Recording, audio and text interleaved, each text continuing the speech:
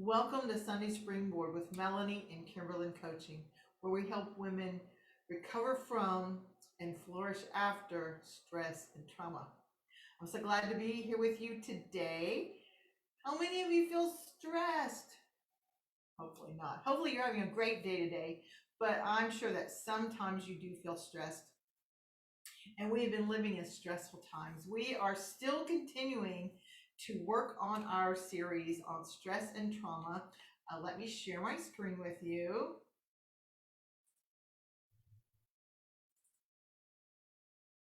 Okay, hopefully you see that. So we've been talking about stress, stressful times. The pandemic has been stressful. Maybe you have specific stressful things going on in your life. We are talking about how to reduce stress. Last week, we talked about how to reduce stress in the moment. What happens, right? I mean, I've been triggered. I've got this adrenaline rush, cortisol rush. I'm feeling all the feels. How do I reduce my stress in the moment? How do I get my body to metabolize those hormones and increase my feel good hormones? Today, we're going to talk about how to eliminate stressful situations because ideally we wouldn't get the big stress push, right? We can't eliminate that all the way, but we're going to see if we can eliminate it some. First, we're going to do a little bit of backup. We're going to do a little bit of review. I always want to make sure that everyone kind of knows where I'm coming from. If you have not watched any of these past videos, you might want to catch up on my website, kimberlyncoaching.com. Look on the Springboard tab and you can watch all the previous videos. We've done several on stress and trauma.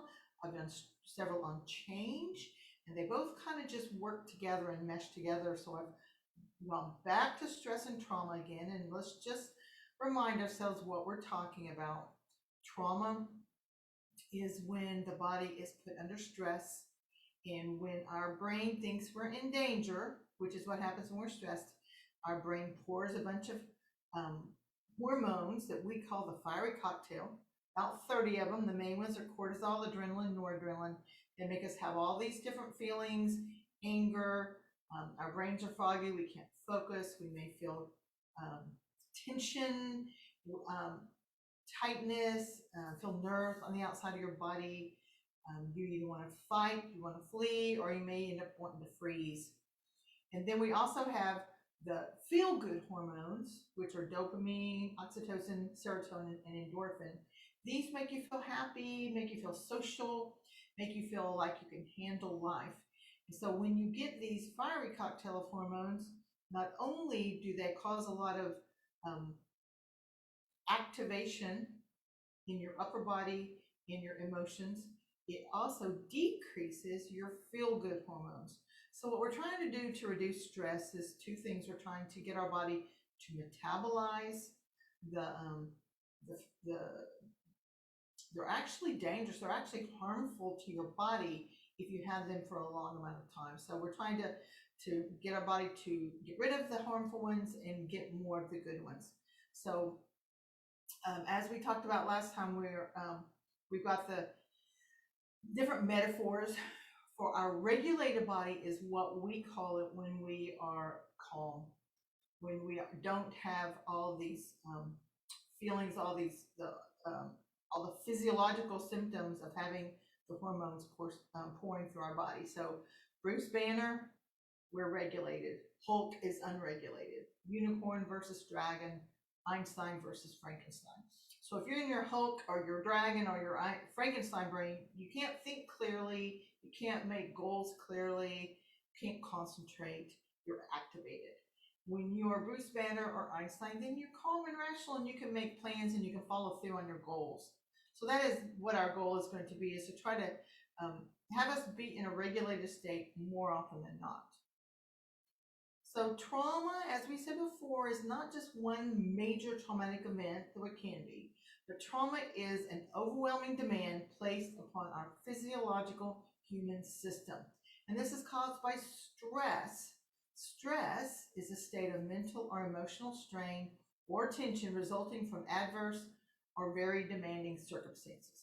So when we live in a life that is daily negative, critical, unstable, inconsistent, when we have this negativity, this stress on a daily basis, our brain sees this stress as danger, it pours those hormones into us, and that is what we call trauma.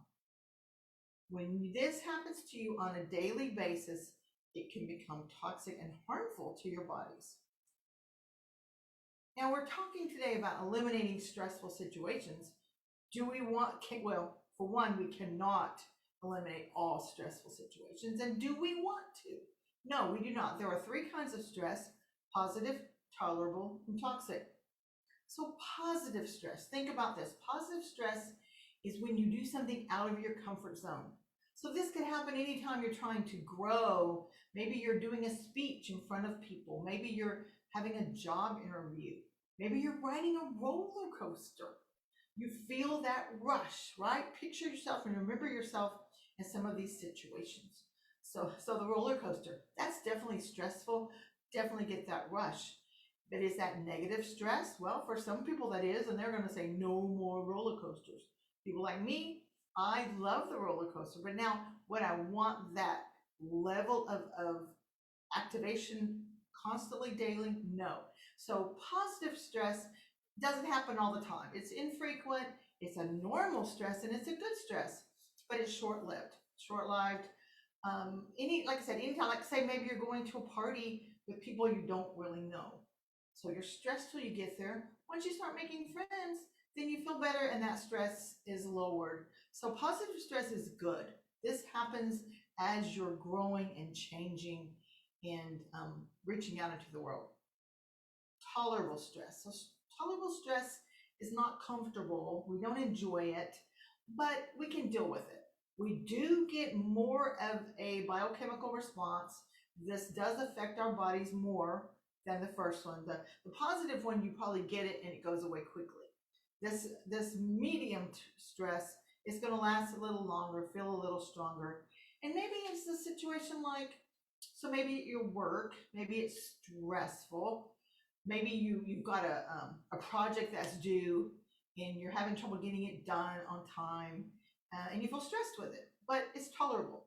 It's going to end, you're going to get it done. Or maybe work is stressful, but because your home life is good, you can deal with it because you can leave it at work and go home.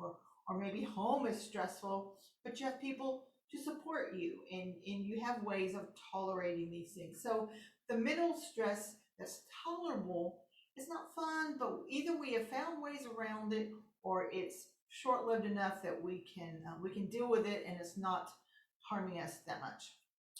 Toxic stress is what we're going to talk about today. This is where it's really harmful, not only to your mind and your soul and your joy and your happiness, it's also harmful to your bodies. Toxic stress on a day-to-day basis creates that trauma that actually causes many human medical problems, actually, or can be taken back to this toxic stress. So when you're in toxic stress, this is a day-to-day thing. You have that stress reaction and it's just constant. You don't ever get to a point where you're regulated because your body is always pouring the hormones. If you're in an abusive situation, like a marital situation, maybe you're constantly walking on eggshells. Maybe if you're a child, your parents are fighting all the time, or one of your parents is an alcoholic and when they're there, you're afraid that you're going to get beat or something. And you don't have, and maybe your mother is so beaten down by the father that she is not reassuring you and she is not responding well to you. Or maybe this happened when you were a child and you're an adult now, but it still has an effect on you from the past, and it causes you to react to situations in an unhealthy way now. So this toxic stress and the situations that cause this, for the most part, need to be eliminated. And we're going to talk today about which ones we want to eliminate. So the three goals of reducing stress, we talked about the first one last week: regulating our bodies in the moment when we're triggered. Ideally, we would like to reduce how often we're triggered. So we're going to do that today. We're going to talk about eliminating stressful situations. the ones that we can and the ones that we should. And the next week we'll start, maybe it may take a couple of videos. We're going to decrease our reaction to stress. Because some people, a situation may happen, one person is totally stressed by that situation, and another person is not. So sometimes the problem is not the stress itself, but the way we react to it. And that's what we'll be doing later. Today, we're going to actually talk about the situations. Which situations can we and should we eliminate? I worked really hard to make this acrostic. You're gonna have to go with me a little bit. Maybe a little bit of it is contrived, but I wanted to have something that we could remember easily. So when we're eliminating stressful situations, we are going to de-stress. So first, we're going to talk about damaging relationships. E, are we enslaved to the job? S, the strain of busyness. T, the tension of clutter. R, we feel like we're required to be available 24/7. E, energy drain. S, the sadness of the world. And also S, social media. Let's talk about relationships. I think this one is probably the biggest one. If our relationships are damaging and toxic, it's hard to do life. So you need to, what I'm going to ask you to do in all these situations today is look at your own situation here. And what we want to determine is this tolerable? Is this toxic? If it is either one of those, is there something can be changed? Sometimes what's going on is we have not had proper boundaries. And if we change our boundaries, maybe the other person will change. If we change our boundaries and they don't change, that's a good sign that perhaps this situation is not going to be rectified, and it is one that we need to consider moving out of. So let's think about our family. You've got your parents, you've got your cousins, you've got your kids, your mate. If they're toxic to you, look at the situation, if every time you interact with them, you leave it angry or hurt or upset, if every time you think about interacting with them, you're anxious, you're depressed, you're stressed, that's when you want to look at this and see, do I cut off this relationship? And you have the right to cut off a toxic relationship. However, it doesn't have to be all or nothing. You don't have to totally cut it off unless that's what you feel is necessary. Maybe you change the way. So maybe you don't go spend the night at mom's house. Maybe you just spend the evening. Maybe you don't even spend the whole evening. Maybe you only spend an hour. Maybe you don't even do an hour. Maybe you only talk on the phone or you only text. You get to choose how you want that relationship, that interaction to look. You can totally cut it off, or you can limit it in such a way where you do not feel so much tension that you have these toxic chemicals running in your body all the time. Now, if you're in an abusive relationship, and what I also wanted to say is, if your family is toxic, you can create your own family. Your family does not have to be from your blood. I have a dear friend who had very toxic parents, and she has a couple friends that she knew as a child, and she had them adopt her as an adult. She created her own family, and now she has a loving family that she is a part of. It's a wonderful thing. I'm really happy for her. Okay, so now abusive relationships. Now, if you're in a physically abusive relationship, the rule there is get out. You have to get out and get safe. Too many people are killed by their mates for this to be something that you could even consider. If you have been abused at all physically, please contact someone, contact me. I will help you get safe. Now, if a relationship is emotional, sometimes that can be worse. Now, people tend to think it is not as bad. It is not as instantly in emergency kind of ways bad.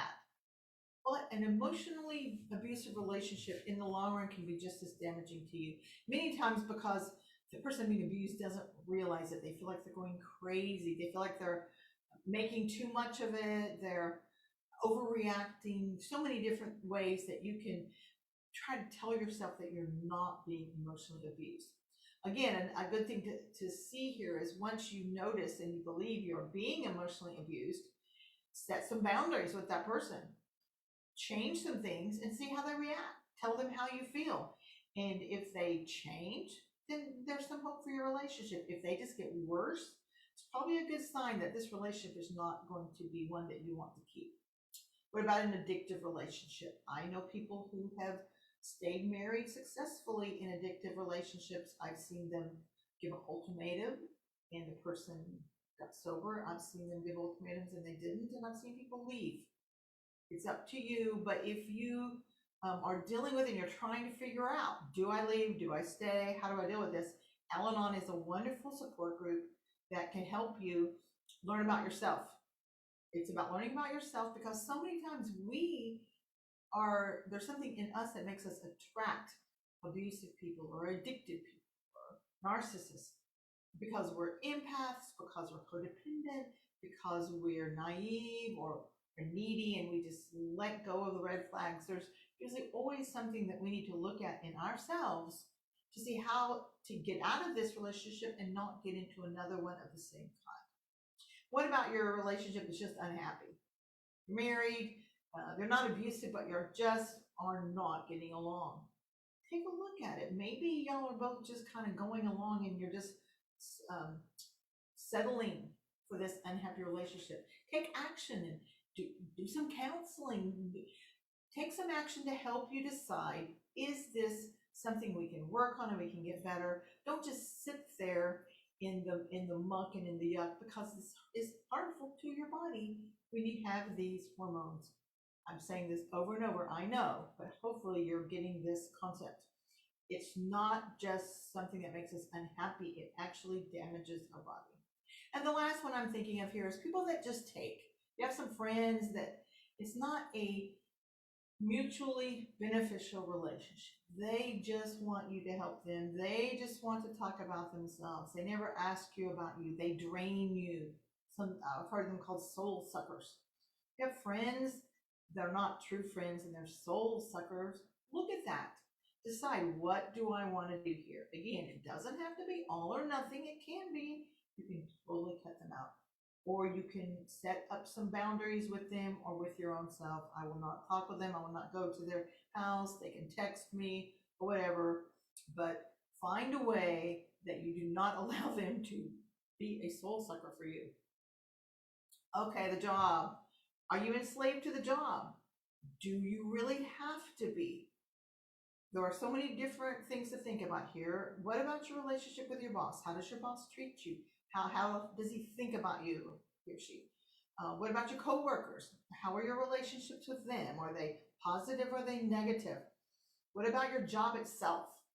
Do you like what you do most of the time? Obviously, none of us like what we do every single minute, and that's okay.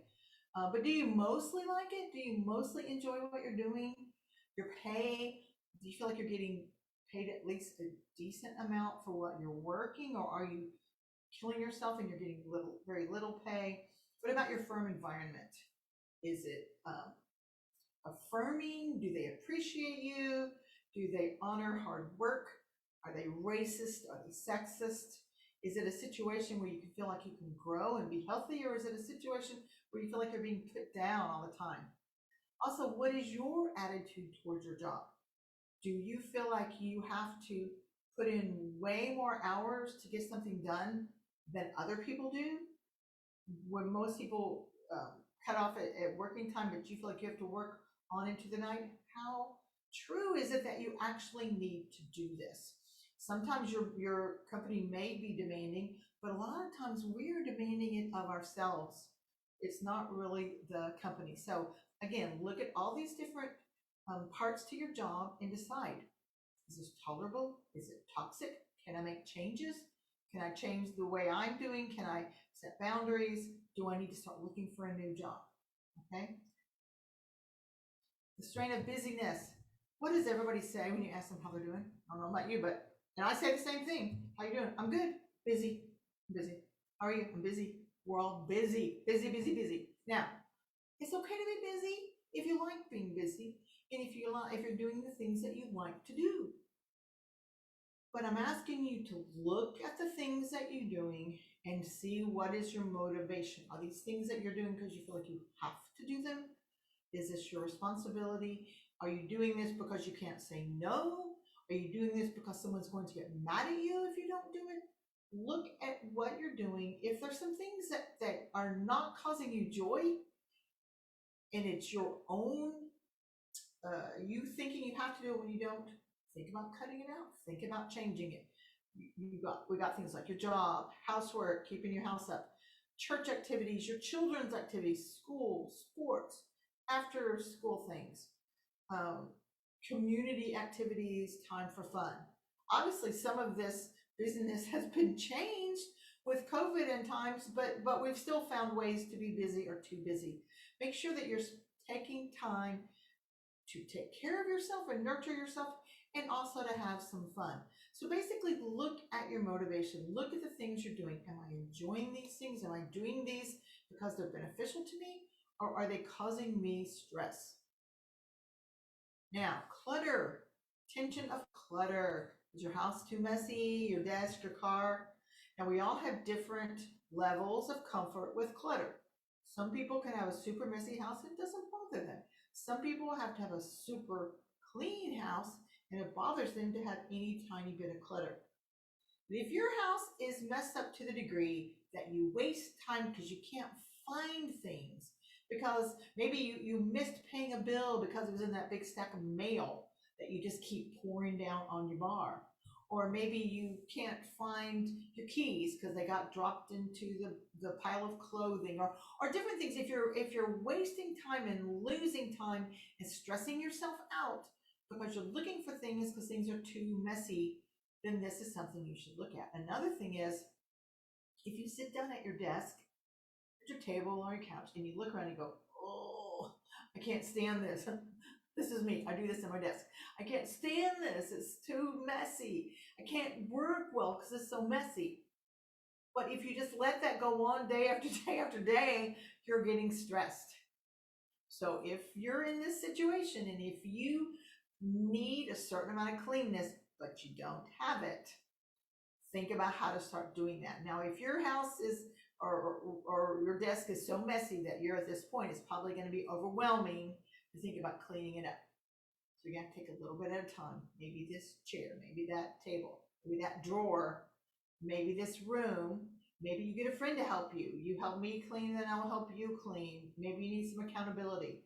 But don't just be overwhelmed and think you have to do it all at once or you'll never do it. You have to start bit by bit. So how does it, hang on, I forgot this. I want to be something. How do you eat an elephant? One bite at a time. Sorry that I nearly messed up that joke. Okay, now this is kind of a relatively new stressful situation, I would say, to the last, what do you think, 30, 40 years? Till cell phones. We feel like we're required to be available 24/7. How true is that? Do you have to answer that call, that text, that email right now? I used to feel like I had to answer my phone every time. I felt like it was rude. I felt like I was missing out. All these different reasons I thought I had to answer my phone. And nowadays you mainly just get telemarketers, and I finally started screening my calls. If I don't know who it is, I don't answer it. If I know who it is, but I don't feel like I want to talk right now, or I'm busy doing something, I don't answer it. It is so freeing. I don't have to answer that right now. I do not have to be available 24/7.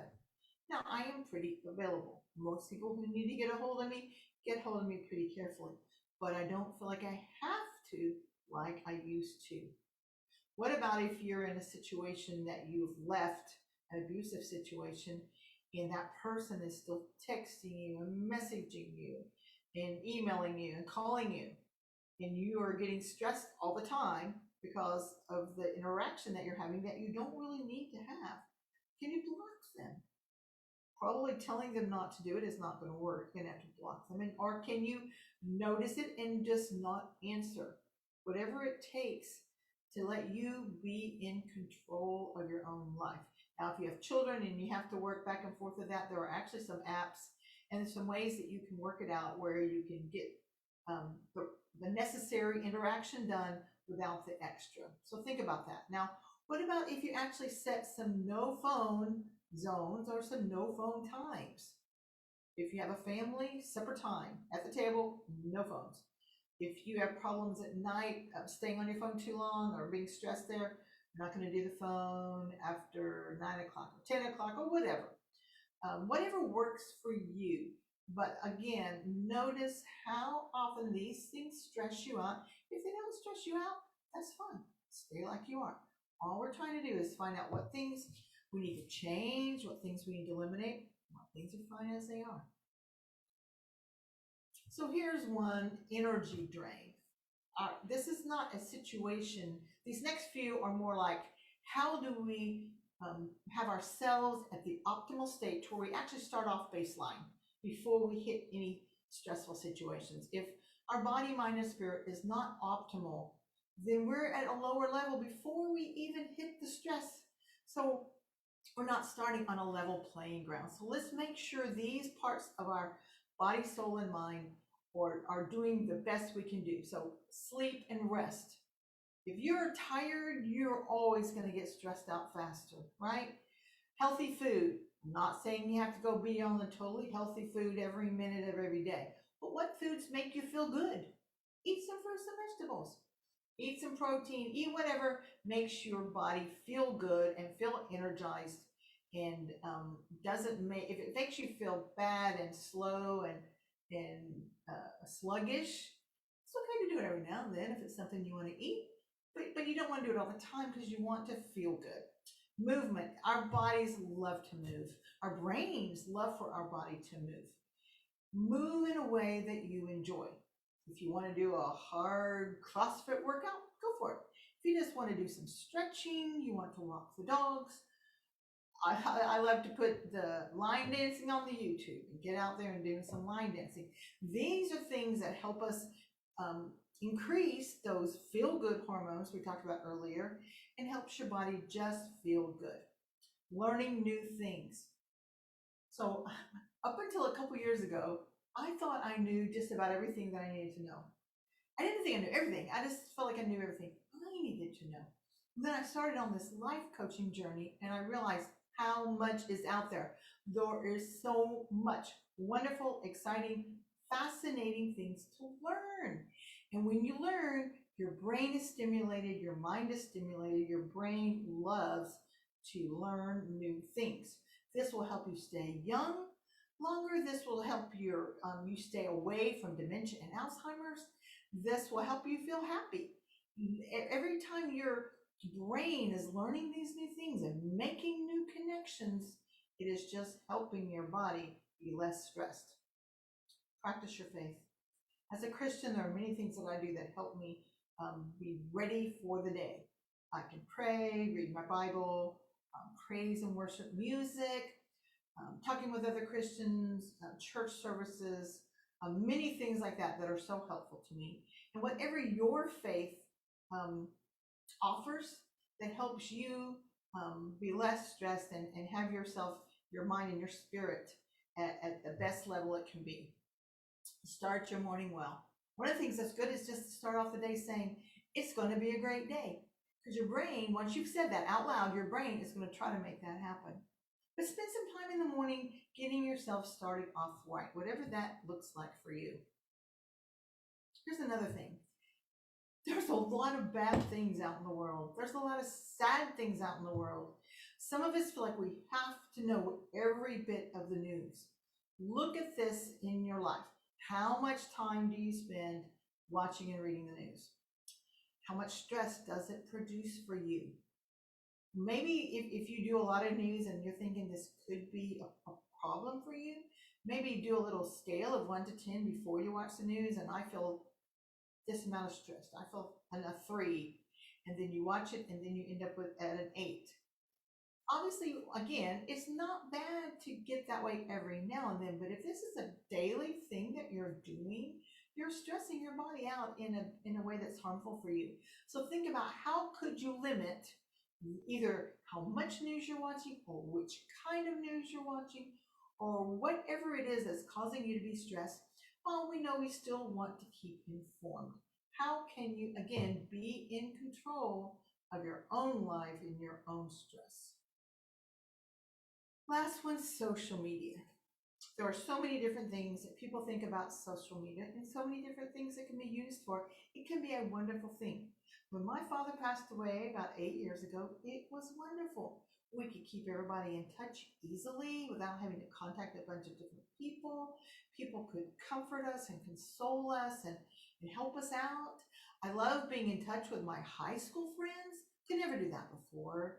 All kind of ways that we can interact with each other and see each other's families, and these can be good things. And it can be stressful. Look at your own social media use and think about how much time do you spend on it. Do you spend too much time and then you don't have time for other things that are important, and then that stresses you out? What about looking at everybody else's things? Are you comparing your insides to their outsides? Are you feeling jealous? Are you feeling sad? Are you feeling like, poor me, everyone else has it better? Remember that when they're getting ready to take their family picture, they're probably telling their kids, now you sit down there and you smile, or we're seeing our best stuff on social media. We're not seeing our real stuff. So if that's a problem for you, think about how to change that. Are you getting involved in arguments and diatribes? Or when you're on social media, again, is it making you happy and joyful? Is it encouraging you and inspiring you? Because it can. Or is it causing you to be sad, angry, and stressed? Because it can do that also. Again, all these things we've been talking today don't have to be either or. They can be. If you decide something is totally toxic for you, you can totally cut it out of your life. But if not, if maybe it just needs to be changed, maybe it just needs some boundaries, maybe you need to change some of the ways you're thinking about it. Just look at each one of these things we've talked about and decide what's best for you. So let's just do a recap. As we're trying to de-stress, we're trying to eliminate the situations, the stressful situations that we can and that are good to eliminate. We're gonna look at our relationships. Are these damaging? Are they positive? Are we enslaved to the job? Are we too busy? Do we have the tension of clutter? Do we feel like we're required to be available always? Are we energizing our bodies, mind, and souls? Or are we letting them be drained? Are we letting the sadness of the world affect us too much? And are we letting social media stress us out too much? If you would like some help, this was a lot of stuff I just gave you. If you would like some help figuring these out, if you need some one to bounce these things off of as you try to determine, are these relationships, are these situations positive or tolerable or toxic stress, I would love to help you. I've got a link in the show notes. You can schedule a free coaching session and we could talk and decide if we thought we would work well together. Meanwhile, hopefully you can, if you need to, watch this video again and jot down some things and just look at your life and find out the ways that are stressful in your life that don't have to be. And then hopefully it will help you this week, and next week we'll start working on how can we change the way we react to stress. And meanwhile, have a great week. Talk to you all later.